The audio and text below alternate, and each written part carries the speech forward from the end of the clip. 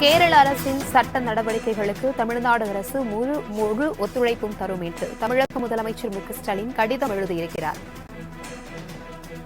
இதுகுறித்தான கூடுதல் விவரங்களுடன் எமது செய்தியாளர் நந்தினி இணைப்பில் இருக்கிறார். வணக்கம் நந்தினி. தமிழக முதலமைச்சர் கேரள முதலமைச்சருக்கு கடிதம் எழுதியிருக்கிறார். அது என்னெல்லாம் குறிப்பிடப்பட்டிருக்கிறது? விவரங்களை பகிர்ந்துக்கோங்க. வணக்கம். மாநில அரசுகளின் நிதி நிர்வாகத்தில் மத்திய அரசு தலையிடுவதை எதிர்த்து உச்சநீதிமன்றத்தில் முறையீடு செய்துள்ள கேரள அரசின் நடவடிக்கைகளுக்கு தமிழ்நாடு அரசு முழு ஒத்துழைப்பு வழங்கும் என கேரள முதலமைச்சருக்கு தமிழ்நாடு முதலமைச்சர் கடிதம் எழுதியிருக்கிறார்.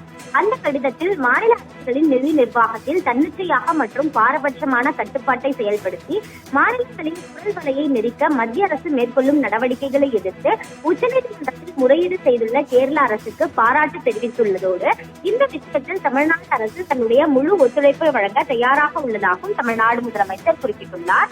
மேலும் மத்திய சில காலமாகவே மாநில அரசுகளுக்கு எதிராக இதுபோன்ற நடவடிக்கைகளில் ஈடுபட்டு வந்தாலும் கடந்த சில ஆண்டுகளில் நிலைமை வேகமாக மோசமடைந்துள்ளதாக குறிப்பிட்டுள்ள முதலமைச்சர் மாநிலங்களின் நிதி நிர்வாகத்தில் இத்தகைய மறைமுக கட்டுப்பாடுகள் அகற்றப்பட வேண்டும் என்பதில் முற்போக்கான மாநிலங்களிடையே தெளிவான ஒருமித்த கருத்து உருவாகி உள்ளதாகவும் குறிப்பிட்டுள்ளார்.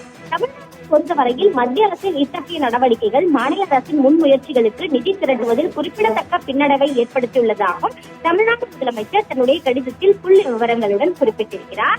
அதே போன்று பார்த்தோம் என்றால் ஏற்கனவே ஜிஎஸ்டி அமலாக்கத்தின் மூலம் மாநிலத்தின் நிதி தன்னாட்சி கடுமையாக குறைக்கப்பட்டுள்ள நேரத்தில் இத்தகைய பாரபட்ச மற்றும் அரசியலமைப்புக்கு முரணான நடவடிக்கைகளை மத்திய அரசு முன்னெடுத்து வருகிறது என தெரிவித்துள்ள முதலமைச்சர் வரி அமலுக்கு முந்தைய காலகட்டத்தை ஒப்பிடுகையில் ஆண்டொன்றுக்கு 20,000 கோடி ரூபாய் வருவாய் பற்றாக்குறையை தமிழ்நாடு அரசு எதிர்கொண்டு வருகிறது என்றும் இழப்பீட்டு திட்டத்தை நீட்டிக்க மத்திய அரசு மறுத்து வருவதாகவும் சுட்டிக்காட்டியிருக்கிறார்.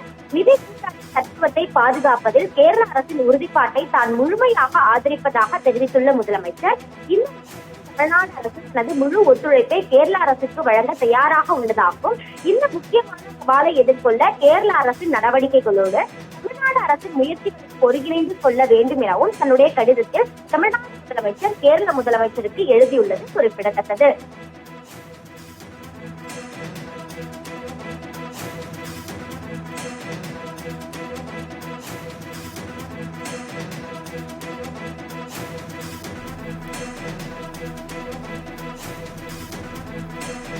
தகவல்களுக்கு நன்றி நந்தினி.